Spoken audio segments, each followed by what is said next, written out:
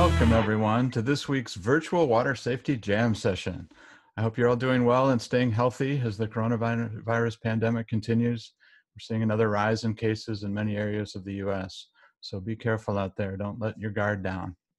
I'm Jamie Ratcliffe. I'm the Executive Director of the Great Lakes Water Safety Consortium, a fast-growing community with more than 800 members now from all 8 Great Lakes states and Ontario, working together to help people safely enjoy the water in the Great Lakes area.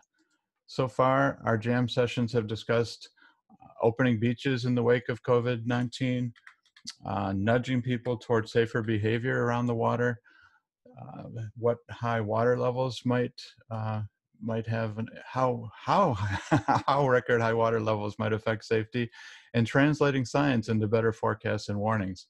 We've seen a steady increase in participation and in our satisfaction scores. So thank you for being here and for spreading the word, not only about these webinars, but sharing what you've learned to help save more lives. When the consortium was formed several years ago now, our mission was to end drowning in the Great Lakes. It's noble, it's aspirational as a vision, but we found it didn't really resonate with as many people as we had hoped, because no one thinks they're going to drown. That only happens to other people until it happens to them. So last year in our strategic planning process, we shifted our mission from ending drowning to helping people safely enjoy the Great Lakes. We don't want to be about don't do this, don't do that, no, no, no, no all the time. We want to be about, yes, do these things, but do them safely, and trying to nudge them towards safer behavior and make sure that they're aware of all the different water safety tips that we've collectively gathered from all of our members around the Great Lakes over the years. So this shift in our mission has, I think, proven to be better based on the rapid increase in membership, donations, volunteer support for our many initiatives, and more. Today, despite this more positive aim, we have a bit of a more somber tone as we examine lessons learned from consecutive drowning tragedies and from Great Lakes hotspots, including Southern Lake Michigan. Everyone loves a good comeback story. And despite the many drowning tragedies we've seen, there are so many people stepping up and giving back to help make sure it doesn't happen to anyone else, and that their communities come back stronger than ever after a tragedy. So with that setup, please join me in welcoming our 2 panelists today, Liz Reimink and Halle Quezada Rasmussen, who are doing just that by sharing their stories and their lessons learned. I'll let them introduce themselves in more depth and perhaps even pronounce their names correctly. I just want to give them a warm welcome in the chat, everybody. And as they're presenting, remember that you can enter your questions and comments, and we'll review them after they're finished presenting. So if you're ready, Liz, go ahead and share your screen, and it's all yours. Good morning, everybody. As Jamie said, I'm Liz Reimink. I'm Mason County's Emergency Management Coordinator, and I've been in that position for over 13 years now. And last summer, we did have 10 pretty horrible days in July where we had a lot of consecutive events. So I'm going to do a quick overview of those 10 events to give you guys some context, and then just simply share what our strengths, what our areas of improvement were, and then some of the lessons learned we had from those events.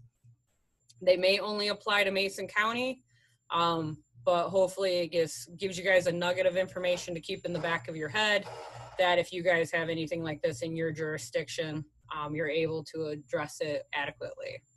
So kind of just an overview of the event.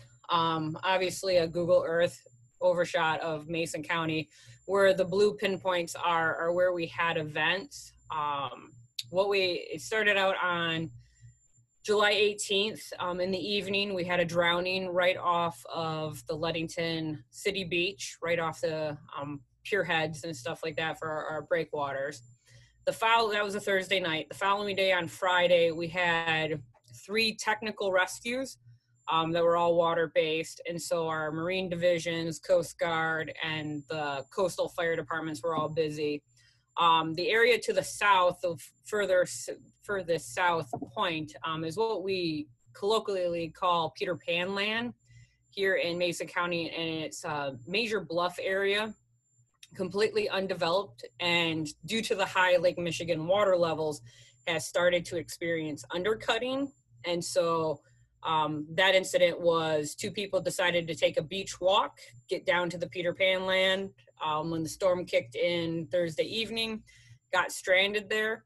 saw all the Coast Guard helicopters and boats for the previous evening's drowning, thinking it was for them. They did not get rescued, and finally Friday mid-morning, the husband of the pair climbed out, dehydrated, physically injured, was able to flag down a motorist, get a cell phone call to 911, and then we had to rescue the wife and the dogs. On the Lincoln River, which is the third point from the bottom, it's a private community. Someone had tied a rope around a tree and thought, let's have a rope swing over a fast-moving river. He swung out, did not let go, swung back, and decided to bash in his face against the tree the rope was tied to. But again, an inaccessible point of the river. And then up on Hamlin Lake, the furthest north point, we had a person who decided to try slalom skiing behind a boat, and his foot went behind him and kept going and going. And so he broke his femur, and we had a technical rescue out on the water there. The following Saturday, it started kind of Friday night, but that Saturday we ended up having a storm pop in, and we ended up breaking the state record for total rainfall in one day. So we had dozens of roads flooded and those types of things, which led to the last two events, which were drownings at the Ludington State Park River outlet. You'll see that just in the middle of the screen where all the dunes are.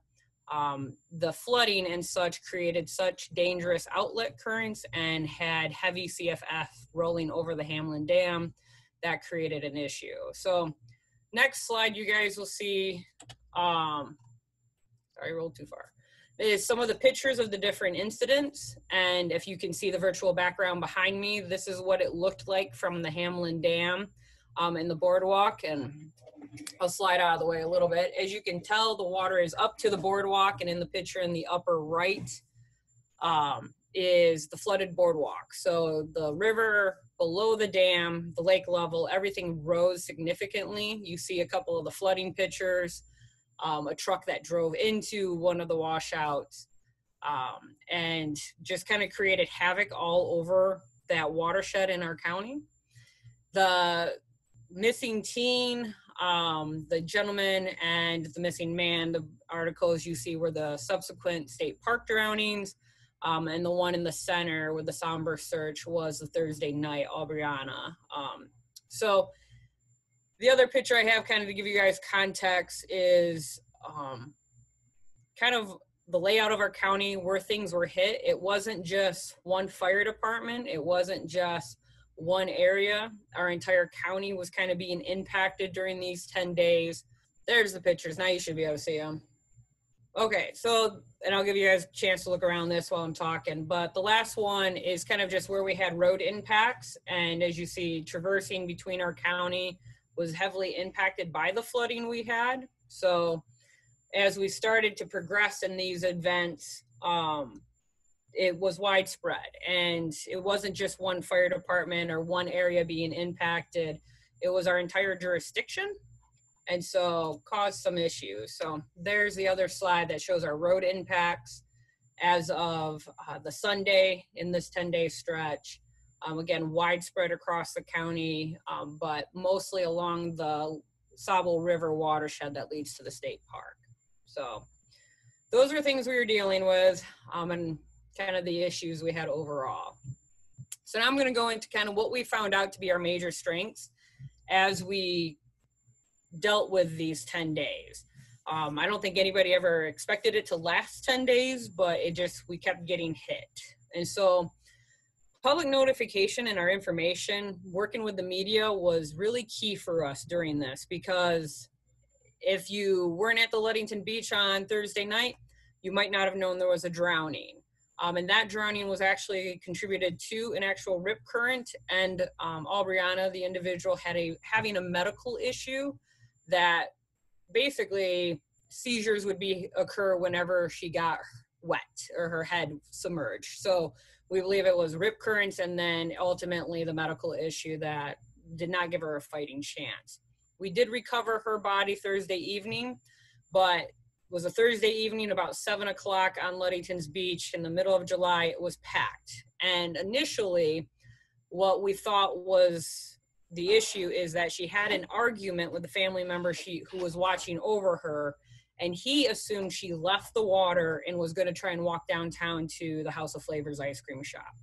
And so initially our public notification was, we have a missing teen. And we did this wide blast of mass notification saying, if you see this individual, which woke the community up, got everybody paying attention. When we determined that it was possibly a drowning and brought in the Coast Guard, obviously the helicopter attracts even more attention, got the public inquiring, but it basically helped us rule out that she was on land very quickly. And it actually is what caused us to find her so quickly, find her body. One of the members of the public had gotten our code red or our mass notification, went outside, was starting to look around, seeing if she was on his property, which was Lakeshore, and then heard the helicopter, got interested in that, went down to the water's edge and actually saw her floating. And that's how we were able to recover her. Otherwise, we don't know when we would have been able to recover her. So getting the public word out it exacerbated some problems, but it also really helped to increase our eyes and rule out other possibilities. And we employed the same techniques on the drownings at the state park. Again, we wanted to make sure that the individual didn't get out and had tried to walk over the dunes at a different point to get back to their vehicle. So we put a widespread mass notification out. Has anybody seen this individual? Again, ruled out them being on land, and so we could focus our search efforts into the water. Working with the media throughout 10 days was exhausting as well, and keeping the expectations of the community and how we are interrupting their nice days at the beach was important as well. The other bullet point is expand your interoperable communications. We have a great team at our central dispatch, and incidents like this, day one, not a problem. Local resources can handle it. Day 2 or 3, we can handle it. Day 4 and 5, you start pulling in second and third string. And that for us is other counties or state counterparts.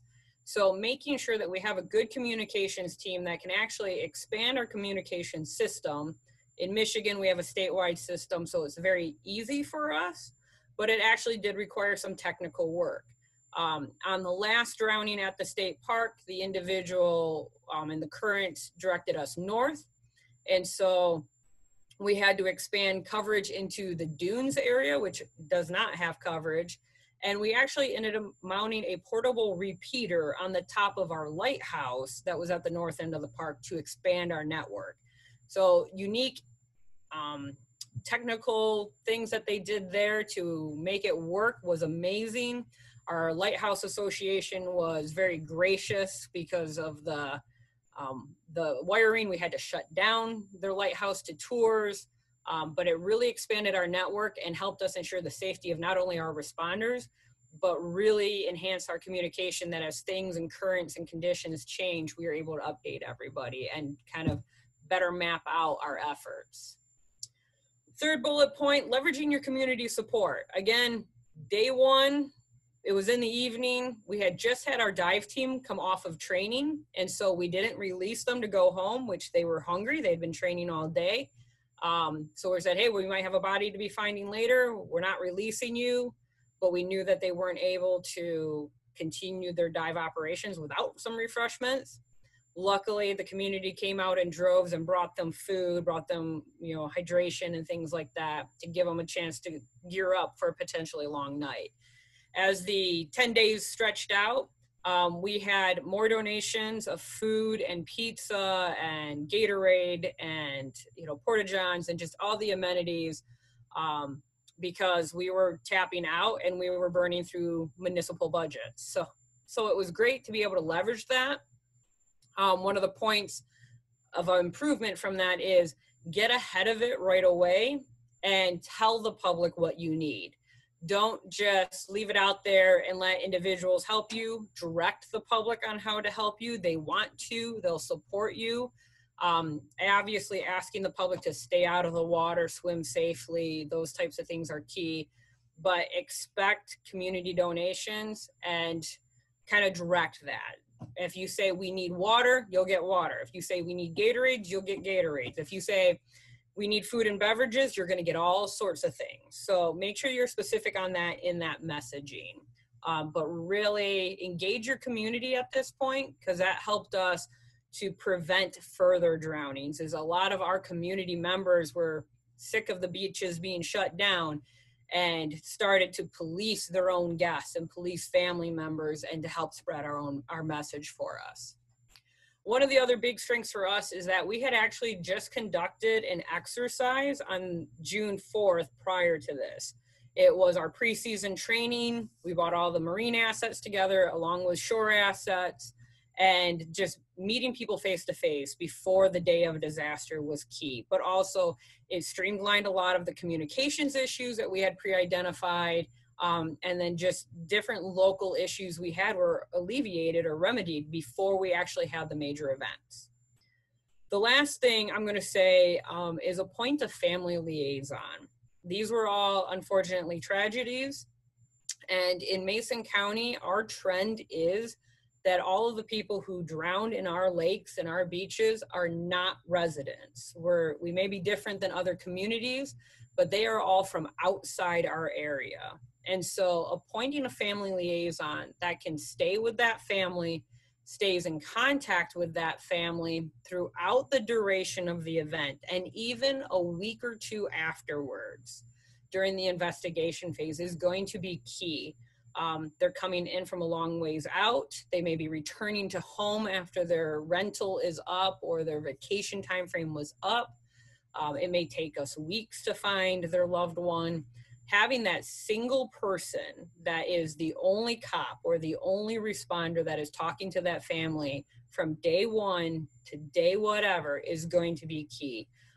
And we had so much appreciation and everything from these families saying they actually invited one of our officers who was a family liaison to the funeral and to the celebration of life and, you know, the subsequent events because he did such a great job. And they knew it was that one person that no matter what, at any time of day, they could call and ask that person. He wasn't always on scene. He wasn't always part of our active command structure, but he was their only phone number, and they appreciated having that consistency, and he got to know the family well. So if you're going to have anything like that, do that right away. It helps to streamline the information, and it helps to bring down the level of confusion and stress on the family.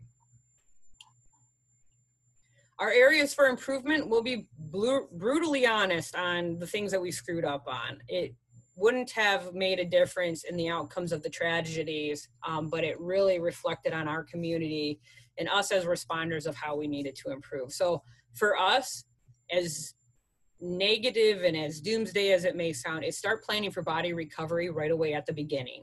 Get your specialized body bags, get your dive teams, get all of those things that come with a death planned out and figured out in the beginning. We always hope for a rescue, but right away we need to start talking about recovery and preparing the family, preparing our responders and our systems for that. On the first drowning for Aubriana, she was submerged for over 30 minutes, probably more, a couple of hours. However, when she was located by the citizen, she was originally pulled to shore by the citizen who started CPR, just instincts, civilian training there. When our responders got on scene, we continue for the appearance and to continue that process. However, protocol and medical science, it was not viable. However, because they started and it was not managed properly with press and with family and things like that, they ended up trying to work her for over 3 hours at the local hospital, caused major fatigue and different issues, and caused some conflicts between EMS and our fire and our hospital system. So right after that, we had to sit down and go, this is protocol, this is how it was run. No emotions are going to dictate how we respond to this event. We need to make sure we're following protocol. And we had to have that education conversation, which was good considering we had some more drownings. The biggest other thing, consolidate your communications. Our police, our fire, and our EMS are all on, and state parks and everybody, and Coast Guard are all on separate talk groups or channels, but the same system. So it is possible to move everybody to interoperable talk groups or common talk groups very easily. However, on our first drowning out at the state park on Daniel, we had a law enforcement officer who was hesitant on that. He did not want to get off his main. That was where he was comfortable. He just wasn't a comms guy. It ended up because the issue was at the outlet. We had some resources on one side of the river and some resources on the other side. Things weren't being talked about. Originally, we thought we had him rescued for 20 minutes before we finally realized, by bringing everyone offshore back to the road, that that was not the individual we were looking for. And so that clarification and communication is incredibly important at the beginning of a drowning. And so I would make sure that you guys have that ability to move to interoperable discussions and talk groups as soon as possible, because it will alleviate some confusion. The new standard in Mason County is that we do that as we're moving to the incident instead of when we get on scene. Okay. Mitigate your hazards. Obviously, after the first drowning at the outlet, we would have loved to have closed the river and stopped the flooding and all those things that cause that hazard, but we were unable to because of state park regulations, local regulations, who had authority, public access laws, those types of things. So after the second drowning at the same location, we just did what we wanted, and we were going to take the blame and the lawsuits afterwards.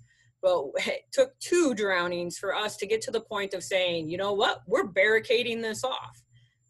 Decent people are going to listen to it and not question it. We did have a few people who became suddenly lawyers that thought they could argue laws to us, and those types of things. But we made the decision to mitigate the hazards as much as we could, legally or not, to just make sure that we didn't have any more tragedies. So if you guys have an area, you have an incident, educating and publicizing is not enough. We threw barricades up, whether they were legal or not, and we had to make those calls. Sometimes a bluff is worth it to prevent more drownings. And we had it that on the evening of our last drowning, the beach was cleared out, those types of things. We still had people walking there through public access laws, and letting their children swim in the dangerous waves with no life jackets. And we couldn't legally stop them, but hey, one family was better than 100 families. So we're going to mitigate it as much as possible and figure out what those laws and restrictions are and what the creative workarounds may be. We may not be able to shut down public access, but I can shut down a parking area that makes it easy for you to access, because no one's going to want to lug the kids in the beach gear 2 miles versus a half mile. So think creatively on how you can mitigate your hazards. The last area for improvement is watch out for personnel fatigue. Obviously, nobody thought on day 1 we would be going 10 days straight. I myself did not sleep for the first few days. And typically, as our protocol is, when we have a missing person or we have a drowning, we debrief right away. Thursday evening's debrief may have occurred at a local establishment till 2 in the morning with beverages, type of thing, which ended up burning us for the next 10 days. We all regretted it. But watch those procedures. If you use command vehicles or dive vehicles or anything like that, don't wait till tomorrow to restock, resupply. Do it right away, because you never know when it's going to be an onslaught. And the biggest thing is force your people to take breaks. We forcibly had to remove people from the scene. We are all personally invested in this. We are all energetic in trying to save lives. That becomes our downfall as responders. So we had to get to the point where we forcibly removed people and told them to go home. You're not thinking clearly, and we had to have those rough conversations. Yep. Now we have a policy in place where this is addressed, that you work 12, you have a mandatory 8 off, or things like that where we can. There's a lot of individuals like myself who does not have a second.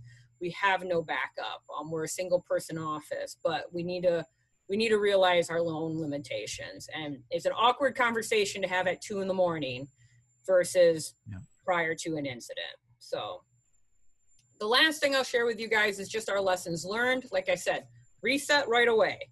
Don't wait until tomorrow to restock, to buy more water, those types of things. Do that right away. or task somebody else to do it if you're too exhausted, because that burned us on days 4, 5, and 6 that we had depleted and did not have a restock. On the drownings on the water's edge, clear the beach right away, clear the water right away. If it's yelling shark or whatever it takes, get people out of the water. We had a lot of civilians trying to affect the rescues initially, and we understand that, but we all know that that leads to potentially more victims. So clear the water right away. And it took law enforcement doing some very creative actions to get that done on some of our beaches. For us, the Ludington State Park is kind of a one-way in, one-way out area. Having a parking or ingress and egress plan, have that set for all of your beaches, your common locations for hazards. Cops are notorious, firemen aren't much better, but cops are notorious for just parking their vehicle where they can, locking the doors and running with their keys. We had to correct that, and we had to do some unique things to be able to then clear the beach and get other resources in there. So again, an awkward conversation to tell the cops, I know you're in a hurry and I know you're trying to make a rescue, but you cannot park like that. But you can move cop cars with fire trucks, just saying. Paint may be damaged. But anyway, have plans, have that conversation ahead of time, or know who your nearest tow company is, or what fire truck works the best to move that cop car when you need to get a command vehicle or other resources in there. Yep. And the last thing I'll say to you guys, be prepared personally. You're on the beach, you're working a drowning, and it's going to be sunny and hot. This is my personal lesson learned, is that I showed up at awkward times. Drownings occur, but we respond very quickly. Sometimes I was with my fire department, sometimes I was as EM. But have a go bag in your car. This is just a standard rule for us as emergency managers, but this time of year we put in bug spray, sunscreen, a change of shoes and a change of socks, because you may end up wet in the beginning and then have to work the next 12 hours with wet feet. Not fun, not good for your own personal hygiene, and if you're going to be working subsequent days, you don't want blisters. But have that water and that snacks available. And if you yourself can't do that, develop that network for yourself that can come in and support you.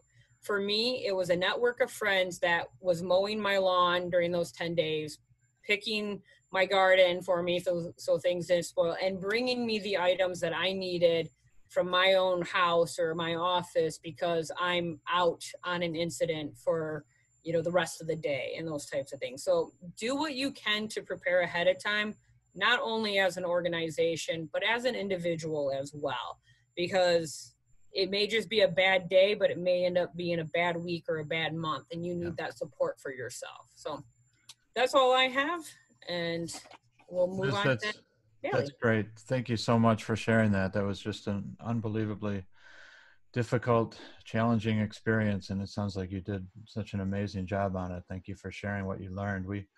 One of our action committees on the Great Lakes Water Safety Consortium is involved in creating a rapid response playbook. And so much of what you talked about is going to fit in there so nicely. So we'll be following up with you on that.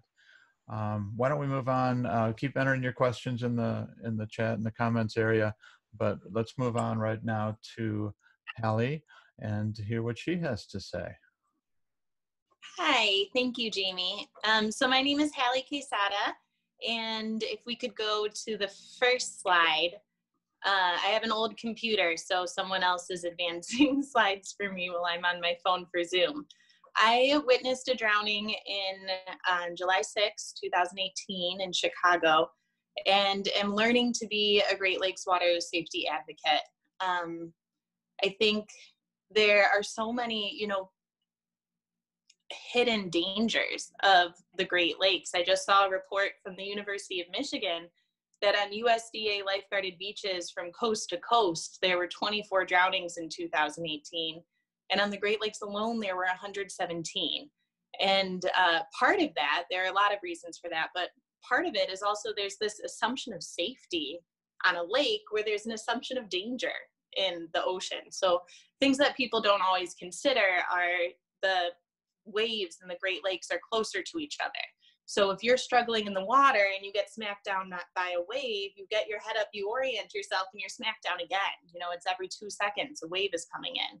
Or there's no salt, so there's less buoyancy, and the sandbars are uneven. So if someone's watching you from the shore and you're moving in a longitudinal current, you might be the same distance from the beach, but find yourself in much deeper water. So there are a lot of factors at play for what makes the Great Lakes dangerous. And part of being an advocate who comes to advocacy because of a tragic event means understanding those specifics, and then understanding what the current plan is to keep people safe, why it's failing, because as long as people are drowning, it's failing, and then how we can move people to do the next steps. So we'll go ahead and switch to the next slide. Thank you. One thing that's important to remember is when you're trying to enact change is to lead with your story. There is a reason that each of us care about water safety on the Great Lakes.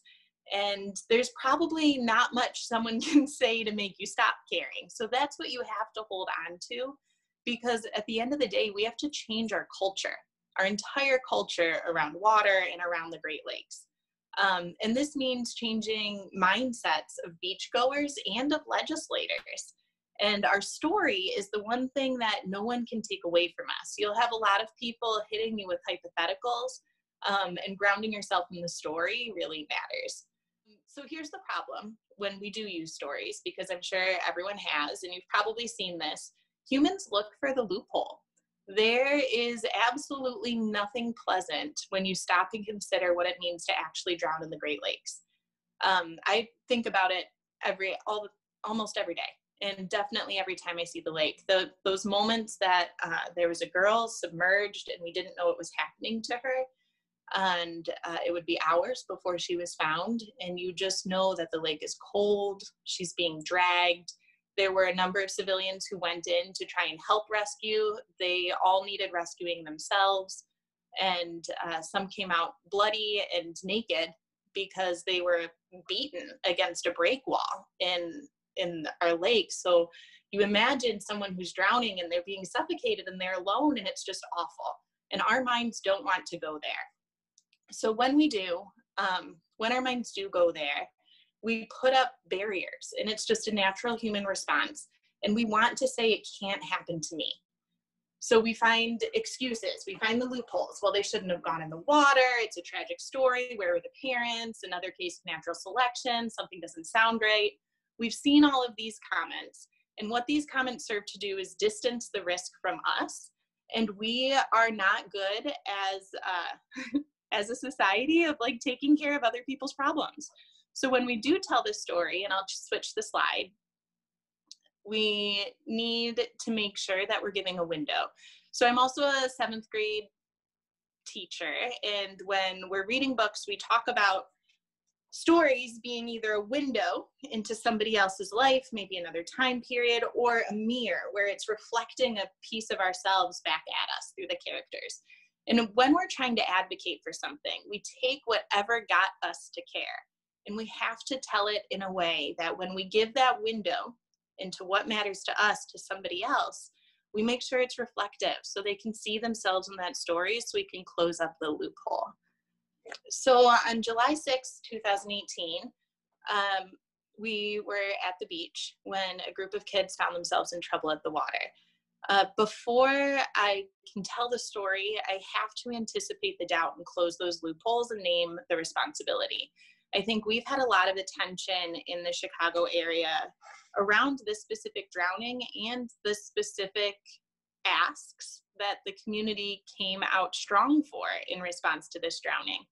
And part of the success in getting widespread support for what we wanted to do after this child lost her life was in anticipating that doubt. So we know what people are going to say. A year before, actually, another 13-year-old girl drowned on the same beach, and there was no talk about what we could do differently. So one, the lifeguards were off duty when she drowned. So there's always going to be people who will say, well, you shouldn't go in the water when the lifeguards are off duty. when I tell the story, I make sure that people know our lifeguards are on duty from 11 to 7. My husband works second shift. Culturally, we tend to gather with family later in a Mexican-American household. So there are a few reasons why we intentionally go to the beach at 7. My family didn't get to the beach till lifeguards were going off duty. We also have small children. We don't have to worry about crowds or sunscreen. This is our family time. Now, if you know me, which none of you do, but I'm incredibly safety conscious. I used to be an EMT. My husband's a volunteer, was a professional fireman and a volunteer rescue diver. And Central Mexico for 12 years. We wear helmets on 4th of July because safety is just what we do. Lake Michigan, it's not common sense. So we knew it was a red flag day. We chose to go anyways and just said we'd stay out of the water. There were at least 10 people jumping waves in shallow water, and we had no internal flag for this is dangerous. I should say something. And I'll talk to kids who are cursing on the playground. I have no problem getting involved in other people's business when they're not doing what they need to do. There was nothing in me that said, I should tell those people not to jump waves in shallow water because it was shallow. The waves did not look deadly. You can sort of see them back there. They weren't that big. They didn't look deadly. There was nothing about that indicated danger to me. And you can see there's no red flag either. It came down when the lifeguards left. Now, when we did realize that someone was in trouble, I'm sure you've all heard it before, it didn't look like drowning. It just doesn't. There's no screaming, there's no splashing, there's no yelling, there's no waving of the arms. There is a tiny head off in the distance, covered in hair, bobbing in and out of the water. And it was hard to even see at first until we knew what we were looking for. And luckily, the first responding officer was a trained open waters lifeguard who continues to train on when he's off shift. He stripped down immediately. He swam out. He brought her into about knee, waist deep water and handed her to my husband and I. She was limp, ice cold. Her pupils were dilated, weak and thready pulse. We couldn't even find it on her extremities. And she was a child. You can say whatever you want about twisted Darwinistic views of adult drownings, but kids do not deserve to die from a known hazard on a public park in broad daylight with no barriers to protect them. Her friend came with her phone and asked me if she was breathing. And at this point she was, and it was shallow and weak, but she was breathing. And I got her mom's number from her phone and I called, and a former student picked up the phone, and they still had my number saved. And that excitement of, oh, my former teacher's calling and I'm so happy to talk to her, to the hollow scream when I told her what was happening, and when I told her that there was still another girl who was submerged and hadn't been found yet.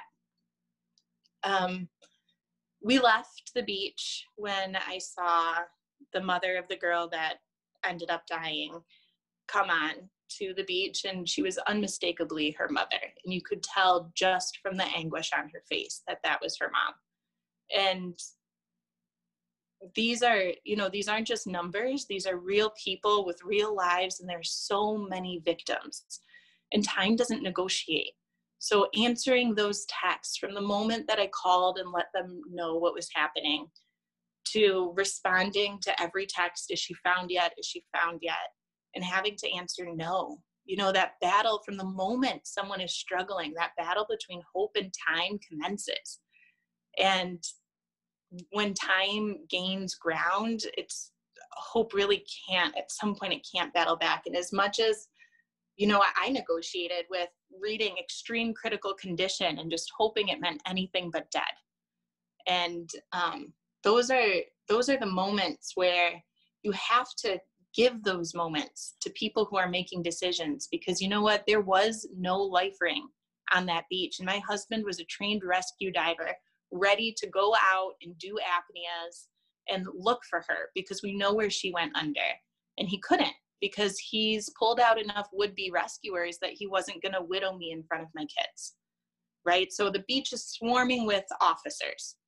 We're on a public beach in Chicago, and there is nothing that floats, and no one knows how to get anything that floats, and it'll be 30 minutes before a firefighter shows up on scene. Also because the police blocked their way, and there was communications issues with which beach and everything that was just talked about in Mason County. We know what these problems are, and we know how to fix them, but we haven't yet. So we got to be really loud and unified about this, and that it matters to real people. So I scoured my pictures from that evening when I got home of my kids. Like, what were the signs? What could I have done differently? And what I found was a glaring lack of signs. So it turns out that this is a known drowning site. There is a break wall that causes structural currents. And as I said, at least 10 people playing in the waves, no problem. Every single person that entered where those kids entered needed rescuing, even uniformed officers. And nobody knows.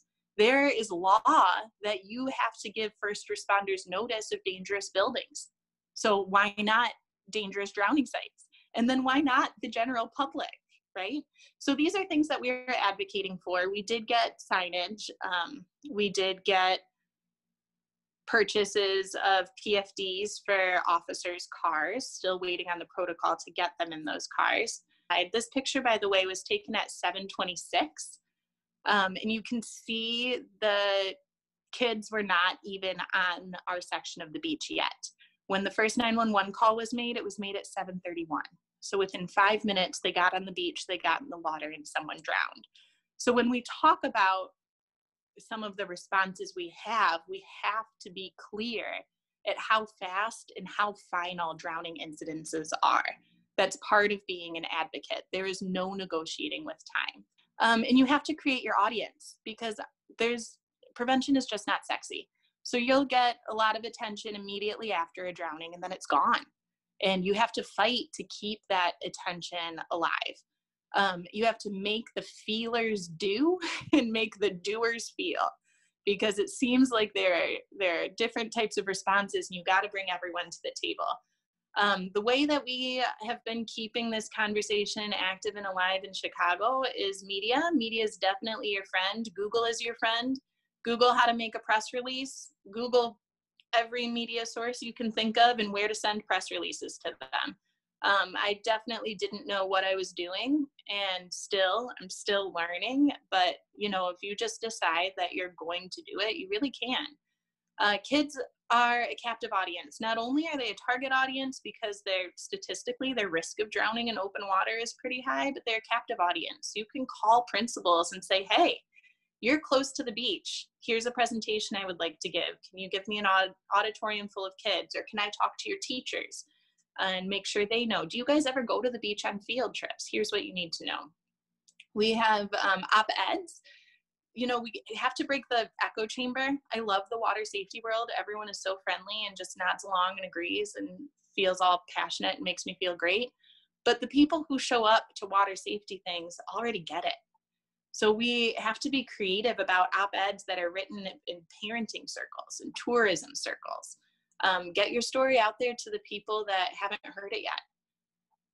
Social media, another way to share stories. We did create a social media group. We do have several people who will share from that page, and it leads to broader audiences. Legislators are real people. Most of them are not even that impressive. It's not scary to talk to them, but you have to, because that's changing culture takes compulsion, and laws are an effective way to make people comply, and eventually that becomes our culture. Make sure you're prepared. It sounds so simple, but I made color copies of an agenda and pictures and put them in a little folder. And people paid a lot more attention to that than an email. So your email to legislators is, here are some dates, when can I talk to you? And then you show up in person and you make sure you're ready and prepared. And then petitions serve a couple great purposes. One, you are naming real people who would be accountable. And that's something that is a barrier in the water safety world, is that often the buck gets passed around, right? The police will say it's fire will say it's OEMC will say it's park district will say it's streets and sand for the signage, and it just gets passed around. A petition, you can name a real person who's accountable, and maybe they're the wrong person, but if they get 3,000 emails telling them to do this, they're going to find the right person for the job. And then consider city agencies too. The petitions, they are also educating the people who are signing. When you do all this, you have to be clear and know your demands. I think for the Great Lakes, everyone is pretty comfortable with lifeguards, flotation devices, PSAs, signage, and education in schools. The counter argument is all of that costs money, right? So we'll continue. Here's how I always approach the money conversation. And I've been successful on some fronts, but not all fronts. I think one success is that the people in charge of spending the money are still engaging with me, and we're still working this out. And at the end of the day, I'm just sort of like a sad, angry teacher, mom, community member, witness to tragedy. You know, there's no reason why they actually have to sit with me and work with me on this, but they do. And I do attribute a lot of that to the grounding in the story. So here's how I approach the money. So the first thing is I ground it in kids. You know, you can think what you want about adult drownings, but we are losing kids to our beaches every year. Drowning is a leading cause of death for this age group, and it's preventable, right? We know kids are going to go to the beach. We know they're going to get in the water. There is absolutely no reason why we aren't protecting them once they're there. It's a known hazard on a public park, right? That's it. And that is unarguable. There's not a single person with a moral conscience who can argue against that. Go tell this family that the whatever percent of your budget wasn't worth their child's life. Okay, so that's where I start, right? Like, let's just agree this is worth the money. And then let me help you find the money. So number two, once you establish that it's worth the money, the next step is, well, where is this money? And again, I remind everyone I talk to about this that I do feel it's morally repugnant to even make the argument, but prevention is actually fiscally responsible. We know this with our cars. We cannot go for our tune-ups to the mechanic and save $1, but then we're really going to pay out when our timing belt blows, you know. And it's the same with drowning. Rescues and body recoveries are expensive. Coast Guard on the Great Lakes costs tens of thousands of dollars each hour. And those responses can last hours or days. I think the average Coast Guard response for a drowning incident is 48 hours on the Great Lakes, 24 to 48. Then we have the ground response, fire, EMS, police. And there are a lot of personnel, a lot of boats, a lot of trucks, a lot of cars are showing up on that beach for that response. Then you have the hospital response, which often the state ends up picking up if they're on public insurance, if the victim is on public insurance. And then there's ongoing medical care for non-fatal. And then there's payouts for lawsuits. And all of that adds up. Ask a city how much it costs and no one can tell you, right? Because we got to get our priorities for them to look. And then finally, to seal the deal, compare the cost of investments to other city expenditures. So here's what it looks like. I just pulled up, you can Google a city budget. Google has been so helpful. I found, pulled up the budget. You know, the World Health Organization says drowning is a neglected public health emergency in 2014. So we looked at the public health budget line. There is an emergency preparedness line in there. Zoomed in on that, made it big, brought this to the meetings I had with legislators, because at the end of the day, the estimate for what it would cost to have lifeguards during daylight summer hours was 0.5% of that public health budget. And if you look at the other things that that public health budget is covering and the number of deaths that are caused annually from that versus what we're seeing on the Great Lakes, it deserves to be there. Water safety deserves to be there. So that was one framing that has gotten people to pause for a second and think about that. And then, of course, there's another framing that we already pay for prevention. Fire prevention gets $11 million each year in the city of Chicago just for fire prevention.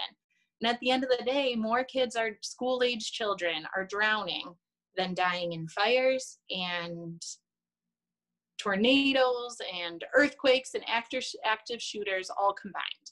And those are things that we invest time in for teaching kids at school. Those are things that we're investing money in for prevention. And, you know, maybe that means it's working. So we need to do that for water safety too. So again, it's all about the framing. It's about the presentation.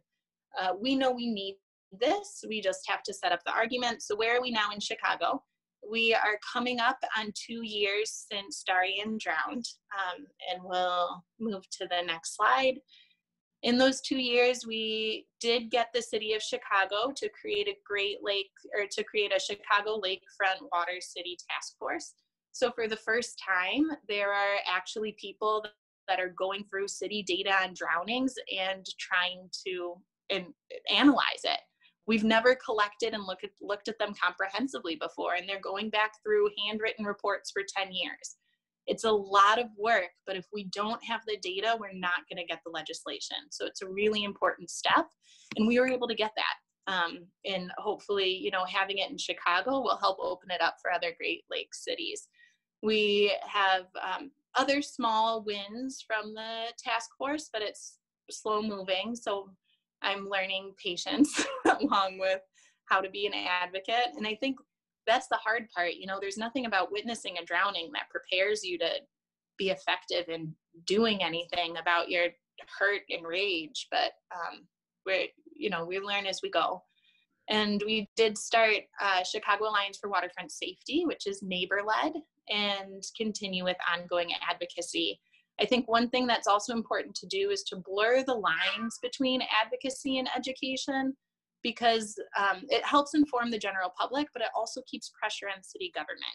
You know, if somebody works for the city, they can't advocate. They can't, but they can inform and recommend. So blurring those lines are another place to just keep progress, to keep attention, to not give up when it's old news. And then the very last slide, resources I'm happy to share. The Lakefront Water Safety Task Force did get an initial report out. We followed the World Health Organization guidelines for creating this report, looking at situational assessments. Happy to share it with anyone who's interested and maybe wants to get the ball rolling for creating one in their Great Lakes city.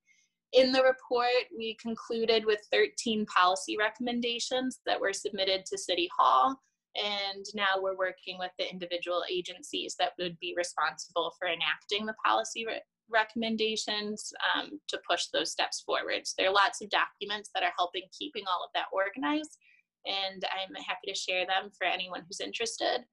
But all of this work is also building relationships. So through the relationships that I've made on the Lakefront Safety Task Force, there are little things that are happening. So here is on the far right-hand side is a picture of a flyer I put together.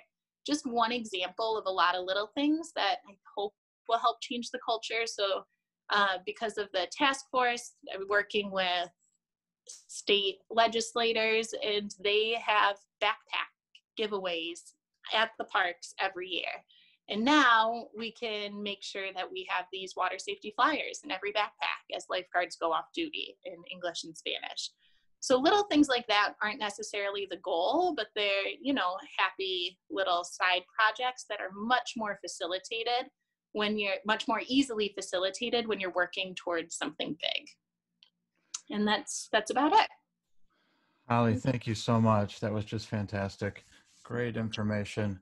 I don't know where you've been, but we need you even more than ever in this consortium. We want you to speak not only for the Chicago area, but Great Lakes wide. You've got a lot to say and a lot of great points and approaches and strategies that are working, and we really appreciate you. Lots of questions in the chat, but most of them have already been answered by others in the chat, which is great because we're running low on time. So I'm going to share my screen and show you just a couple more things. So we promised that we share our water safety fundamentals in each of these jam sessions. Stay dry when waves are high. Know before you go by checking with the National Weather Service. Steer clear of the pier. We heard a lot about the dangers of breakwaters and piers and the structural currents that form that can be just as dangerous as rip currents. Break the grip of the rip current by swimming to the side, not back against the flow of the current, because even an Olympic swimmer can't fight that force. Don't just bring your life jacket, wear it. That's actually our favorite one. If everybody had flotation, to Halle's point, even if you have trained professionals, if they don't have flotation, they're smart enough not to go out, and we don't want would-be rescuers to end up becoming victims. So life jackets are key. Flotation is key. And of course, if you do get into trouble, flip, float, and follow. So those are our fundamentals, and there's more available on our website. Halle also mentioned the warning signage, how there was a lack of not only equipment, but signage, and they're working on that. All beaches need to have this universal beach warning signages, and we offer them. They're $15 each. You can order them through our website. We'll get them shipped out quickly. And a reminder that our brochures that have these water safety tips and more are now available. You can go to the Michigan Sea Grant bookstore and order them. They're free, thanks to them and other generous sponsors. So please order those. Last thing, we've had surprises at each of these. Like last week, we presented Guy Meadows with the Wayne and Tony Brown Lifetime Achievement Award. This week, we have a special guest, Kristin, Koren, Dyke. She's the executive director of the Sandcastles Children's Museum in Ludington, Michigan. And I asked her if she would share a special project that she's been working on. Kristin, are you available to show us a couple pictures of your project and speak to it? Okay, excellent. Jamie, I sent you some slides. I don't know if you can show those or if you'd like me to do it. Oh, if you have them handy, or I'm that'd be actually great. right here in the museum. And I can show you the exhibit just from my computer. Yeah, my name is Kristin, and I'm the executive director at Sandcastles Children's Museum in Ludington. And we were really want to thank Liz and Halle for their presentations today. You did a great job. And Liz really spoke to what prompted us to start this whole project. We had some really awful drownings last summer, and as a children's museum, we all of a sudden came to the realization that we were the perfect venue to start really pushing some water safety education in our community. And not only for our local children, but also for all of the thousands of children that visit Sandcastles during the summer and enjoy our beaches. So we started to develop a water safety exhibit. We actually called it a project because it had a lot more to do than just building an exhibit at the Children's Museum. We also wanted to do a lot of outreach to our community. Unfortunately, COVID came along and really threw a wrench in some of our plans. We had actually Dave Benjamin from Great Lakes Surf Rescue. He was going to come and talk to all of the kids at Ludington area schools K-12 and do some water safety education with our kids locally. There were quite a few different things we were going to do that really got kind of skewed by COVID. But what we were able to do is start building our exhibit. And I'm just going to take you over there. Is this too mind-boggling for everybody? I hope not. No, it's great. But here is our exhibit. Can you see it? So anyway, we built a huge life-saving tower. And our message behind this life-saving tower is that there is no lifeguard on duty. And parents, we know we're speaking to parents as much as we are speaking to children, but we wanted them to know that you are your child's best lifeguard. And a lot of the messaging we have with this life-saving tower is in regard to that. And we used a lot of the consortium's messaging as well on a lot of the graphics that we have. I'm sorry, this is not the best way to do it. But you can see that we have used the flip, float, follow graphic. We have a lot of the riptide graphic, and we use a lot of the same messaging that the consortium uses, like know how to swim, know before you go, don't just spring wear it, steer clear of the pier, all of those kinds of things. So, we've got most of it built, and now we're just waiting for children to be able to come back to the Children's Museum and learn from it and enjoy. I was challenged by a member of our Coast Guard here locally that I needed to make wearing life jackets cool again. And so that is definitely one of our goals, is that we want to have lots of life jackets for the kids to try on. And you can see it's kind of backwards, but we have a Wave Watchers Hall of Fame here. And we're actually going to have kids take a picture of themselves with their life jacket on and put it on the Wave Watchers Hall of Fame to kind of try and do that, life jackets cool again, and showing that lots of kids wear life jackets and wow, these are really great, that type of thing. The one thing that we do have missing from our water safety exhibit is a wave table that we're developing. And the wave table is a 4x6 water table, and it has a paddle wheel in the back that the kids can actually crank and establish a wave pattern. It has a sloped bottom, just like a beach. And so our hope is that they can establish this wave pattern, and then we have different sandbars on the bottom of the wave table that are magnetic and stick to it, and they can move around to create that rip current. And then they'll have an object that they can drop into the water and show the dynamic and the dynamic of a rip current. So that is kind of on hold because of COVID and that type of thing. But we hope to have that installed soon. And the museum is actually closed because of COVID as well. So what we're looking for now are different ways to get our message out there without actually having an open museum, which has been kind of a challenge. But we are going to start some puppet shows on water safety. The life-saving tower actually provides a really good backdrop for a puppet show, and we're going to have beach buddies talking about all of those different messaging that we're trying to push through with the exhibit through a puppet show. So we're hoping that that can have some impact on our younger viewers. That's great, and then we're also going to do, thank you, we're also going to do a mail out campaign of hopefully the consortium's literature.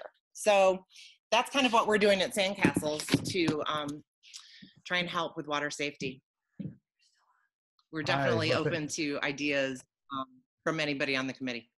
That's great. Thank you so much for sharing that and for that virtual tour. I loved it. I'm sure everybody else did too. We're getting some nice comments in the chat. We're over our time, so I'm going to wrap things up here really quickly. Great presentations. Oh my goodness. Another round of applause in the chat room, please, for everybody there. There was such an incredible amount of great information that we're going to build on and help improve everybody's preparation and response to drowning tragedies. So I want to thank our generous sponsors once again: Illinois DNR's Coastal Management Program, the Sea Grants from Illinois, Indiana, Michigan, and Wisconsin, Fast Star in Cleveland, and the really cool people there at Wells Street Beach. I love their Facebook page. I want to remind everybody that if you want to support us, you can volunteer, you can donate, you can sponsor. Lots of ways to get involved in our water safety initiatives and efforts. Reminder that next week is Jam number 6, what every kid and their parents should know about water safety. How can we ensure all kids know water safety like they know fire safety? So important. We heard a lot of great tips today. There's going to be even more next time. So with that, I just want to thank everybody for all that you do to help keep people safe, for your support of the consortium, for your involvement, helping us grow as a community. And once again, great round of applause for our incredible presenters. Thanks so much, everybody.